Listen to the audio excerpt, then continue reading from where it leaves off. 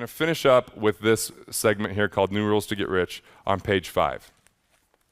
So you'll like that this originally was called a commitment to a common premise or something like that, and that was hard to remember. So I call it the New Rules to Get Rich. But this is my financial philosophy. This is my financial team's financial philosophy. These are the people at my firm's financial philosophy, so that we actually have it distilled and written down in a very simple manner. So you can look through it. No one individual is an expert in everything. That's why we believe in a team. Everyone has a sole purpose. Sole purpose is your values. It's your vision. It's your abilities. It's your passions combined for the highest context of living. That's your sole purpose. You're either living congruently with it or not congruently with it, but that's where most of your power is within your sole purpose. That's where most of your happiness lies. You are your greatest investment. We talked about that. But one of the things we didn't talk about that is essential to understand is risk is not in the investment. Most people think, is this a risky investment? No, risk is in the investor. Are you a risky investor? How do you relate to that investment? You've probably bought real estate from people that when you bought that real estate, they just lost money on it, and you know you're going to make money because you have the knowledge. It's part of your investor DNA, and it wasn't part of theirs. Or they did it very half-heartedly, or they just thought, oh yeah, this is going to be easy, and they didn't do the work that it took to get prepared and planned. So it's about the investor, not the investment. What kind of investor are you? True wealth comes in 5 tracks. So we just kind of talked about this in the Make It Count section. Financial is one part of wealth, but someone can be rich financially and broke in these other areas.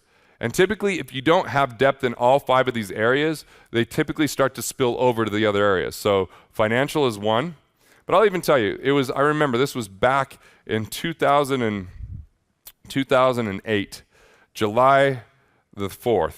Actually, July the 3rd, I'm on a phone call with someone I'd been listening to their programs as I've been riding my bike. Like I would ride to the gym and was practicing for these triathlons and everything, preparing for it.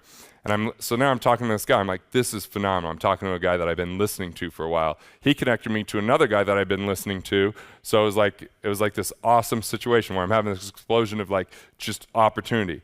The second thing is I had just finished writing Killing Sacred Cows and was excited about that, had a publisher. We had a date that it was coming out a month away. We felt like we had done a lot of the work to get New York Times and put a lot into that.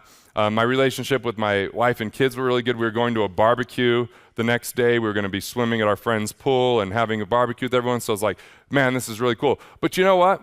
Financially, I just written a $91,000 check to Planned Television Arts. I just written a $250,000 check to Greenleaf, which was my publisher, and I just paid $90-some thousand to Michael Drew, my book promoter. So my bank accounts were very low and lean at this moment, because at the same time, this is when all my real estate partners were like, hey, we're out, good luck, hope you can work through everything.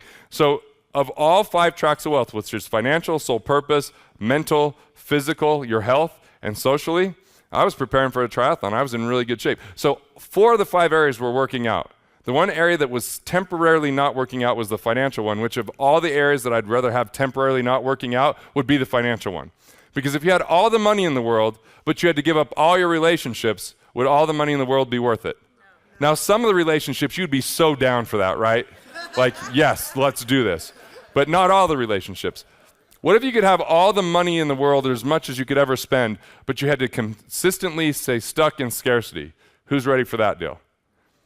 What if you could have all the money in the world, but you had to give up your health?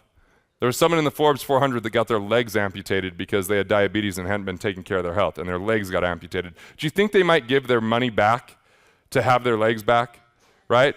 Or what about people that you could have all the money in the world, but at the same time, you know, you were kind of a miserable person. You didn't really care about helping anyone out or what impact your actions had in the world. You just cared about what you got.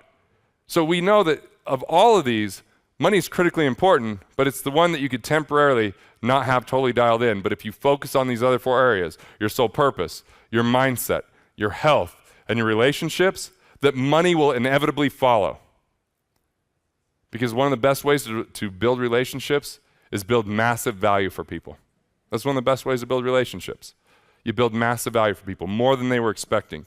So true wealth comes in 5 tracks: financial, sole purpose, mental, physical, and social. You can be rich in any one, but to be wealthy, it takes all 5. And if we took and applied this to the Forbes 400, I had an investigative journalist that was a Pulitzer Prize nominated journalist, and we were developing this idea called the Truly Wealthy 25, because our estimation was out of the Forbes 400, only 25 were truly wealthy. Some of them were on their 6th marriage. They didn't have a single friend for longer than 2 years. Like he knew how to research, and he's like, man, he's like, this is amazing. And it wasn't my overall overarching, project in life is to point out who's truly wealthy or not out of the Forbes 400. It was just kind of an intriguing thing that we did for a minute. But that truly wealthy is absolutely critical. So a couple more pieces. We talked about focus over diversification, but here's one we didn't fully examine. Never invest in something that creates a scarcity mindset for you. Something that can look like an amazing investment, maybe even get a rate of return, even you trust the people that are involved in it. If you lose sleep over it, you violate the rule that you are your greatest asset. Your ability to be productive is critically important, and you can hamper what you could do as an investor if you get involved into things that take your eye off the ball or start to strain you and stress you. So only invest in investments that also have a peace of mind index where you go, it's high on the peace of mind index and it's a good investment.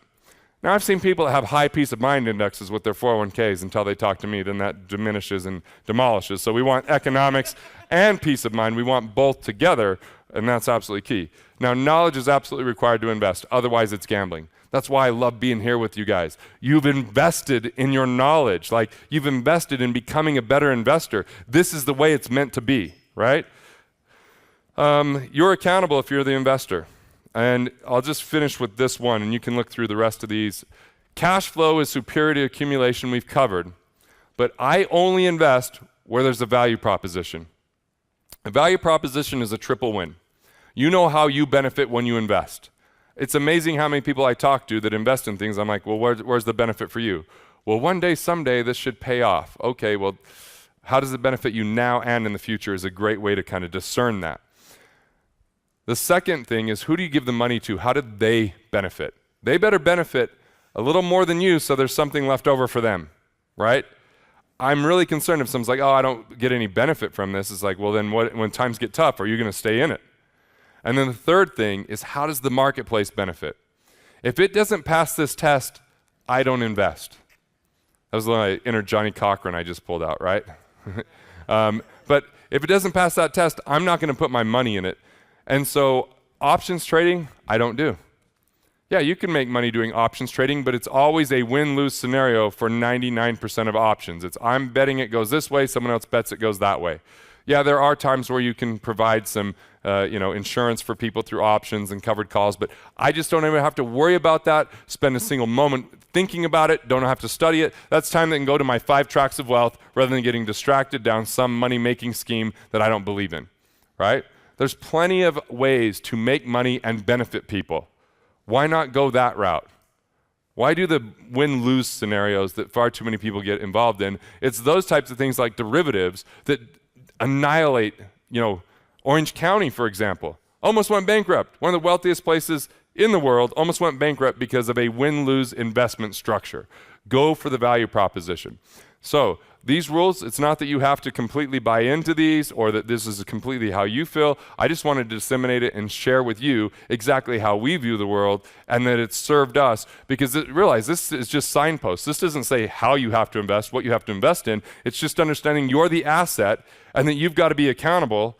The only thing that I guess there could be some conflict with the population is a lot of people don't believe in being cash flow investors.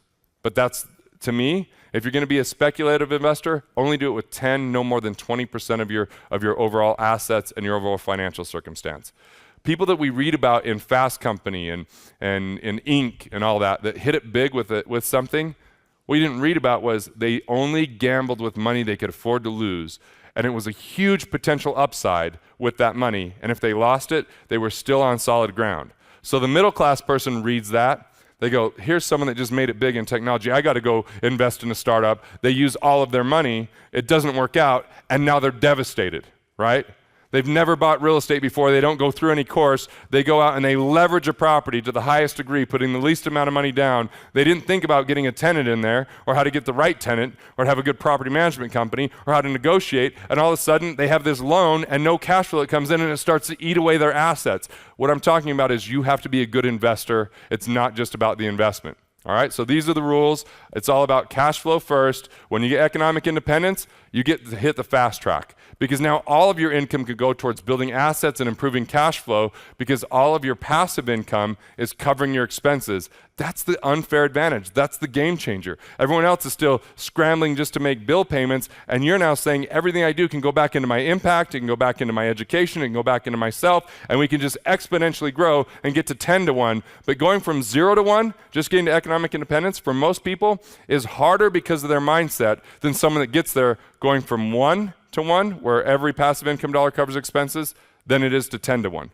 People get to 10 to 1 faster because once they get there, it frees up the mind a little bit. They saw that it was possible. And once you see there's a possibility, you can really see that accelerate. So this is wealth acceleration. That's what we're about. That's what we're taking you to. The next segment, we're going into safety and security. How to make sure that your wealth stays yours and that 90% of the financial surprises in the future will never touch or hurt you because of the information you're about to get. We in the right place? All right. Enjoy it. We'll see you back in 15 minutes.